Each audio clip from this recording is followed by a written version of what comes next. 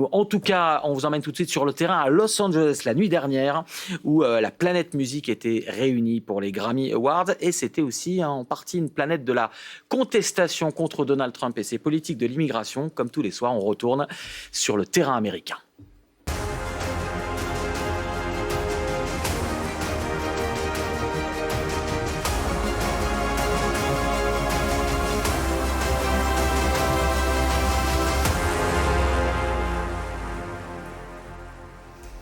Sur le terrain américain avec Michel Monpontet, notre éditorialiste international pour France Télévisions. Et vous avez une petite nouveauté pour nous et pour nos téléspectateurs ce soir, Michel.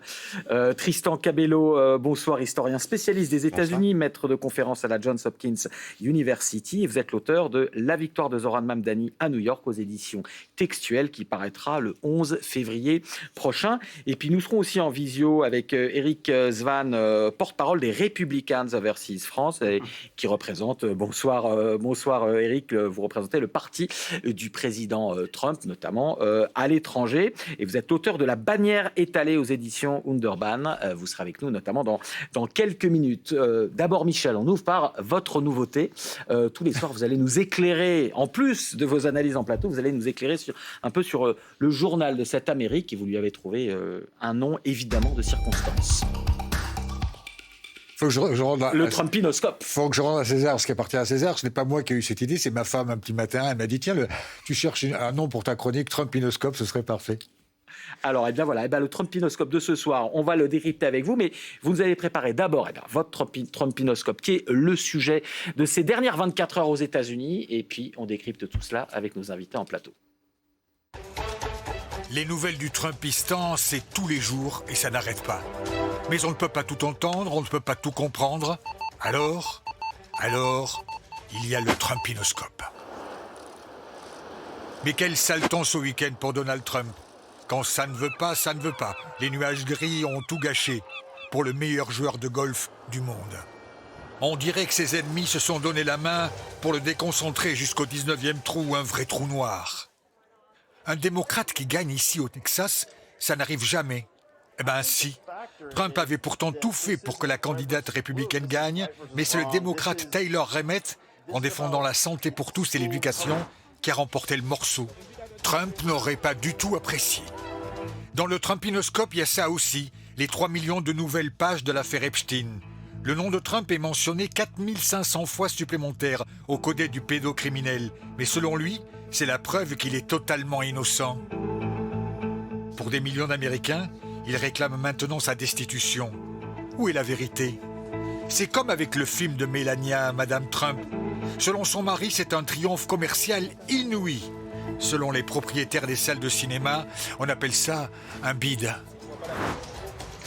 Le Trumpinoscope est aussi passé par Los Angeles hier soir, le Grammy Awards. The Grammy goes to Wildflower by Billie Eilish. Très très mauvaise soirée aussi pour Trump et ses soldats de ICE. Les artistes seraient-ils en train de se réveiller? No one is illegal on stolen land. Et le plus gros vendeur de musique au monde a lui aussi rajouté sa petite poincée de piment. Le chanteur portoricain Bad Bunny n'a pas mâché ses mots. Thanks to God, I'm gonna say eyes out. Et pour couronner ce week-end pourri du président, il a peut-être appris que la chanson de Bruce Springsteen sur les événements tragiques de Minneapolis fait désormais un carton historique. Oui, celui-ci vraiment historique. Et ça, pour une fois, c'est entièrement vrai. Malheureusement vrai. King Trump's private army from the DHS, guns belted to their coat. Le roi Trump, King's Trump, la chanson de Bruce Springsteen. Michel, aux Grammy Awards, tous les Français connaissent peut-être pas Bad Bunny. C'est une gigantesque star aux États-Unis et mondialement. Ça pèse. Alors, pour faire un résumé très rapide, 2020, il est l'artiste le plus écouté sur Spotify, mais aussi 2021, 2022, 2025 et sûrement 2026. Et puis, il faut souligner que c'est le premier artiste de langue espagnole qui arrive à un tel niveau de notoriété, une notoriété planétaire. On va en parler, puisqu'il fait la mi-temps du Super Bowl, qui est le moment absolu de la télévision aux États-Unis, les 180 millions de téléspectateurs, c'est lui qui a été choisi. Mais il faut dire que ce type-là, Bad Bunny, que les téléspectateurs ne connaissent pas forcément, c'est un type bien. Les plus jeunes, certainement, mais peut-être pas tous. C'est un type bien, c'était quelqu'un qui est fils d'un chauffeur routier et d'une institutrice à la retraite, qui a été enfant de cœur, qui a aidé son quartier, qui a eu des investissements de charité. C'est-à-dire que c'est le type à qui on peut absolument rien reprocher, mais il incarne parfaitement ce qu'on appelle la revancha de Puerto Rico, la revancha latina, c'est-à-dire la revanche de Porto Rico, la revanche des latins. Alors, parce qu'à chaque fois qu'on allume la télévision aux États-Unis depuis des mois, chaque fois qu'on voit un latino, il a des menottes et des gens de ICE autour de lui. Et là, tout d'un coup, le peuple latin a une raison d'être fier. Alors, on précise pour nos téléspectateurs, Porto Rico, c'est un territoire américain. Les habitants de Porto Rico sont des citoyens américains. Ils votent pour la présidentielle, mais ils n'ont pas de représentants, c'est-à-dire ils n'ont pas de députés, ils n'ont pas de sénateurs, comme c'est le cas d'ailleurs pour les habitants de Washington DC, la capitale. Tristan, sur ce qu'on a vu hier aux Grammy Awards, on a vu donc aussi Billie Eilish, beaucoup d'autres stars. C'était des Grammy Awards très politiques. Est-ce que ça veut dire, selon vous, que une certaine Amérique, mais bon, c'est l'Amérique des stars, on va voir dans quelle mesure ça a un impact après, l'Amérique des stars commence à hausser la voix, à hausser le ton contre la politique de Donald Trump? Oui, et puis surtout, ils avaient très peur. C'est-à-dire que l'année dernière, les Grammy Awards n'étaient pas du tout aussi politiques qu'ils l'ont été cette année. Mais ce qui est important de voir là, c'est que ils se sont pas vraiment soulevés contre Donald Trump. C'est-à-dire Donald Trump a été mentionné une fois, je crois par Trevor Noah, le présentateur, qui a fait une blague sur Donald Trump. Autrement, ils se sont soulevés contre ICE. C'était vraiment contre quoi il se soulevait. Et ça, finalement, c'est assez représentatif de ce qui se passe dans l'Amérique, j'ai envie de dire l'Amérique qui va de la gauche radicale à presque jusqu'aux républicains. C'est-à-dire, il y a beaucoup de gens qui, maintenant, s'élèvent contre ICE. Et puis, pour ajouter juste une petite chose à ce que Michel venait de dire, Bad Bunny, c'est aussi quelqu'un qui fait une musique très intelligente, très inventive, très politique, très historique, très ancrée dans cette scène de Porto Rico, dans l'histoire de Porto Rico. Vous avez vu, vous avez 2 fans en plateau, vous êtes au courant.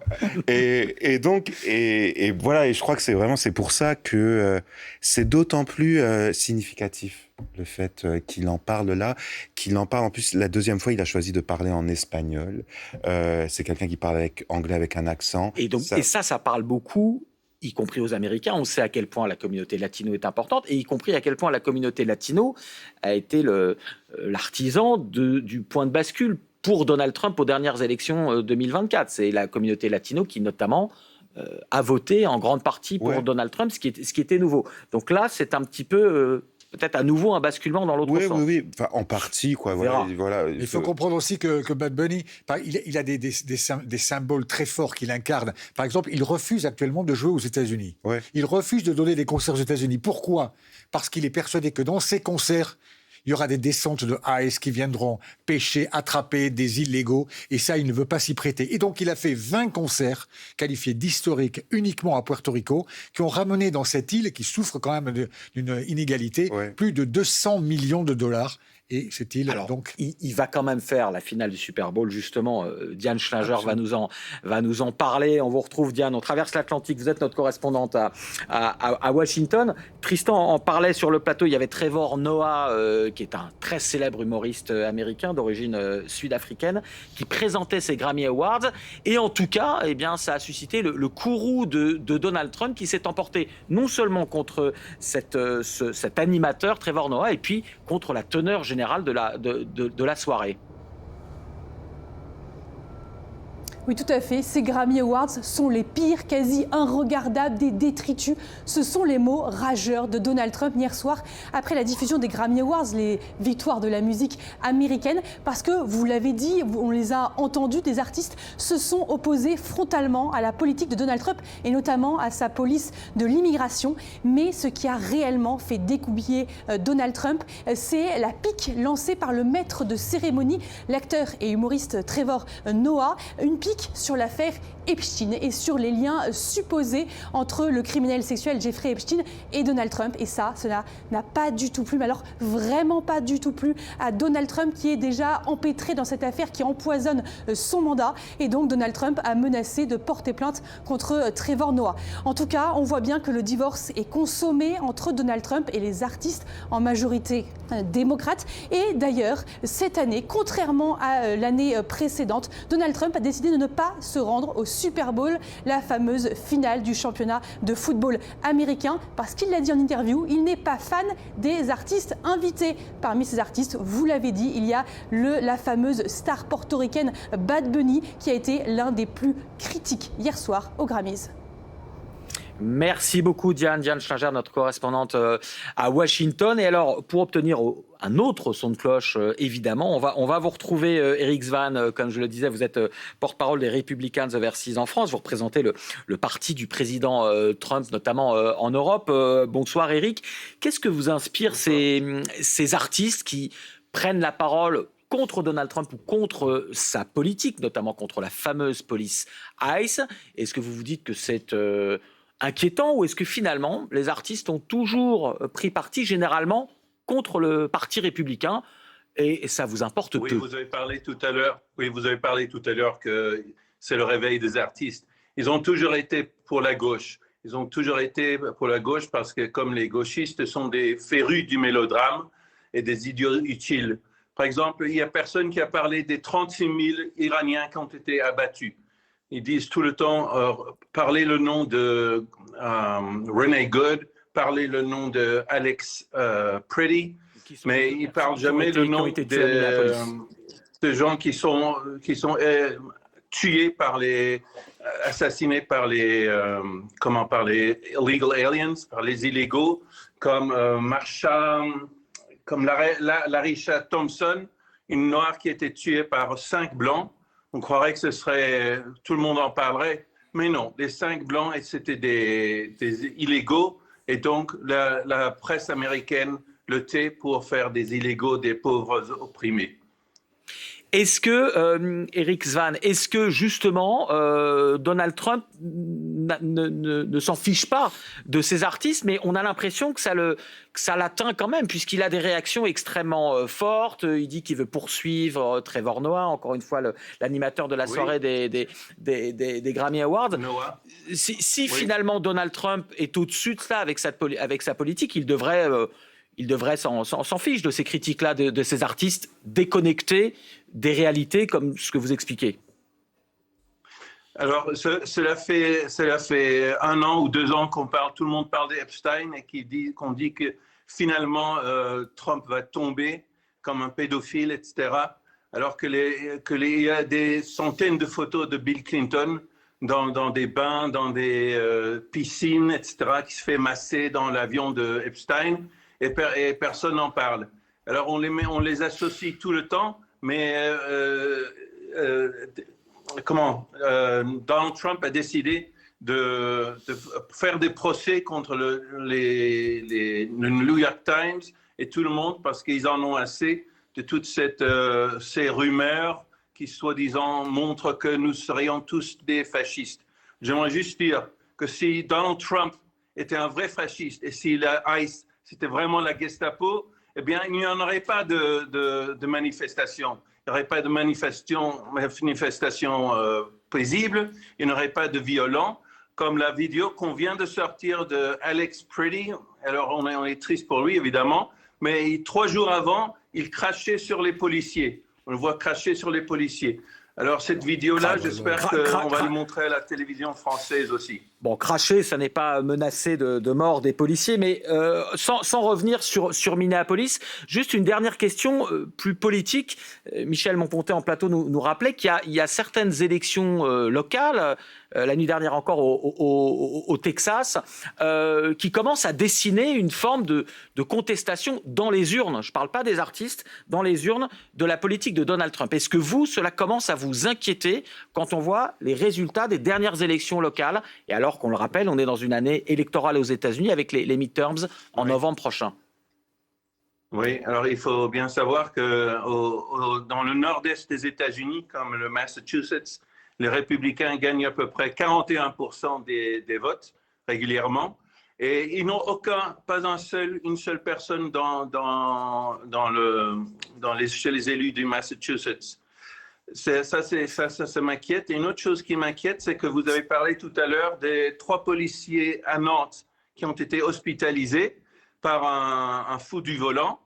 Et c'est à peu près la même chose qui est arrivée ou qu'on croyait arriver à Renee Good à Minneapolis. Et les policiers ont parfois vraiment raison d'avoir peur, d'être pris pour cible, avec raison ou sans raison, par des automobilistes dont on ne sait pas les intentions. Alors, en France, c'était vraiment un excès de vitesse et puis, jusqu'à preuve du contraire, la personne n'a pas été abattue par la police. Mais en tout cas, on vous a bien entendu, Éric Svane. Merci beaucoup pour vos remarques et vos observations et on vous réinvitera évidemment sur notre antenne. On est toujours très intéressé d'avoir tous les points de vue et y compris, comme on le répète à chaque fois sur ce plateau, les points de vue du Parti républicain. On le rappelle, ça n'est pas une présidence chaotique, celle de Donald Trump. Il y a un plan, il y a une structure et il y a en tout cas un but et qui est en train d'être déroulé. Tristan, sur ce qu'on vient d'entendre sur les artistes, on entend bien que peu importe, même si Donald Trump à chaque fois est piqué au vif dans son ego, qu'on sait assez important, il est piqué dans son ego, mais finalement les artistes n'ont pas de poids ou très peu de poids. Sur ce plateau, la semaine dernière, on avait parlé de Taylor Swift, qui avait, pareil, autre icône de la musique, dont on s'était demandé si elle ferait basculer l'élection en 2024. Ça n'a pas du tout été le cas. Sur ce qui se passe hier aux Grammy Awards, j'allais dire coup d'épée dans l'eau ou pas ? Alors, est-ce qu'il y aura une traduction politique, électorale de tout ça? Rien n'est moins sûr. C'est-à-dire, vous l'avez bien dit, Kamala Harris avait toutes les stars autour d'elle, de Beyoncé à Taylor Swift, et elle a quand même perdu l'élection présidentielle. Là, c'est quand même assez différent. C'est pas de la politique politicienne. Là, c'est-à-dire que Bad Bunny, par exemple, il s'est jamais prononcé pour Kamala Harris, même pendant l'élection. Là, c'est vraiment un engagement plutôt citoyen. Et c'est comme ça, je crois qu'il faut le prendre. C'est pas du tout. Ils appellent pas du tout à voter pour le Parti démocrate. C'est pas du tout leur point de vue. Ils appellent simplement à s'élever en tant que citoyen contre une police qu'ils trouvent injuste et un peu trop violente. Donc, est-ce que ça va avoir une traduction politique? Moi, je crois pas. C'est pas ça qui va faire changer l'élection. C'est des gens qui vont être mobilisés. Sur les latinos, puisqu'on a beaucoup parlé des latinos, on rappelle encore une fois, ce sont notamment les hommes latinos qui ont voté pour Donald Trump. Je rappelle que c'est 2 hommes latinos qui ont tiré sur Pretty. Oui. Sur Alex Pretty à Minneapolis.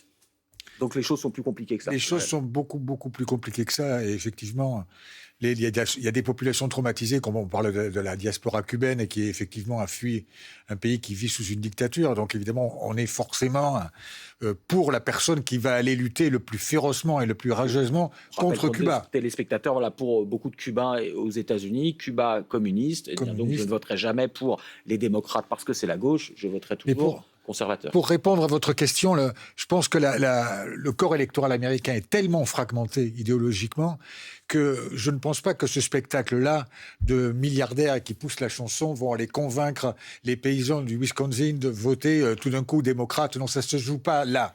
Mais effectivement, le nom de Trump n'a pas été beaucoup prononcé, voire presque pas prononcé hier soir. Il y a eu une réaction humaine sur deux violences, et on a dit non, ça c'est absolument pas possible. Quoi qu'on pense de la politique migratoire de l'administration Trump, ce qui s'est passé à Minneapolis est intolérable. Voilà ce que disaient les artistes. Ce que vous dites tous les deux, c'est que le mot de gauchiste tout à l'heure, je ne vois pas très bien. Ce que vous expliquez tous les deux, c'est que finalement là, il n'y a pas une attaque frontale forcément contre Trump. Alors beaucoup de ces artistes avaient un pins marqué Ice Out, dehors cette police de l'immigration. Donc c'est vraiment ciblé contre cela, contre une politique, parce qu'on sait que taper sur Trump, c'est peut-être pas la meilleure manière pour le camp démocrate d'arriver à ses fins. Ça l'a montré, ça n'a pas marché en 2024. Dire que Trump est ceci ou est cela, ça n'a pratiquement aucun effet, puisque les gens sont déjà convaincus. Par contre, de se solidariser autour de manières de faire cette politique, là, ça pourrait être beaucoup plus porteur. Juste, je vais vous montrer à tous les deux quelque chose. On va le voir d'abord en off pendant que je vous parle. Regardez ces images de Jane Fonda, évidemment actrice de légende quand elle était au Vietnam en 1972. Elle y avait passé 2 semaines. C'est une artiste qui a toujours été engagée, parce que je me rappelle même, quand j'étais à Washington, on la voyait souvent dans des manifestations près de la Cour suprême. C'est une vieille dame aujourd'hui, mais enfin qui est toujours extrêmement active et engagée, et elle se faisait régulièrement arrêter par la police. Et je vais vous montrer une deuxième archive, on part en 1973, c'est au lendemain de la soirée des Oscars, et vous allez entendre, c'est rapide, comment Marlon Brando, immense star aussi à cette époque-là, refuse son Oscar. On écoute. On ne sait pas très bien si c'est dans la rubrique politique ou spectacle que l'on doit classer aujourd'hui la remise des Oscars du cinéma à Hollywood. Marlon Brando a en effet refusé l'Oscar du meilleur acteur qui lui a été attribué pour son rôle dans Le Parrain, un refus destiné à attirer l'attention du monde sur le problème des Indiens en Amérique. C'est d'ailleurs une jeune Indienne qui a annoncé devant le tout Hollywood le refus de Marlon Brando. Alors, je vais vous montrer cette dernière archive parce qu'on peut se dire que les voix des artistes ne font pas basculer une élection. Pour autant, est-ce que ça ne s'inscrit pas dans un temps un petit peu plus long? Et on sait que l'Amérique, même si ça a mis du temps, petit à petit redécouvre notamment ces populations amérindiennes. C'est la prise de conscience populaire, que ce soit Bob Dylan ou Jane Fonda. Tout d'un coup, il y a une espèce de précipité psychologique dans la nation. Et tout d'un coup, les gens se disent « Non, la guerre du Vietnam, c'est pas possible ». Mais ça, c'est aussi un peu grâce aux éveilleurs que sont les artistes parfois. Mais c'est ça, c'est le moment qu'on est en train de vivre qui est vraiment un vrai moment de bascule là. On l'a vu avec les artistes qui reprennent la parole, on le voit avec des présidents, Barack Obama, Bill Clinton, qui reprennent la parole, alors que les présidents en général ne reprennent pas la parole, ne critiquent pas le président en place. Et puis on le voit quand on habite là-bas, quand notre réseau social est là-bas, on voit que les gens reprennent la parole aussi sur les réseaux sociaux, reprennent les paroles au travail tout simplement. Donc voilà, il y a quelque chose qui change là. Comme disait Michel, c'est un précipice, c'est-à-dire que c'est pas quantifiable. Ça ne va pas forcément se traduire tout de suite dans les urnes, notamment parce que beaucoup, on le rappelle, beaucoup des lecteurs disent, enfin les stars, elles vivent à Hollywood dans des maisons à des millions de dollars, voilà. Ça ne me parle pas à moi, elles ne s'occupent pas de mes problèmes. Ça va pas nécessairement se traduire dans les urnes, mais en tout cas, c'est quelque chose, c'est un mouvement social là qui est épais, qui se voit et puis qui grandit. Bon, eh bien merci à tous les deux, vous reviendrez évidemment sur le terrain américain.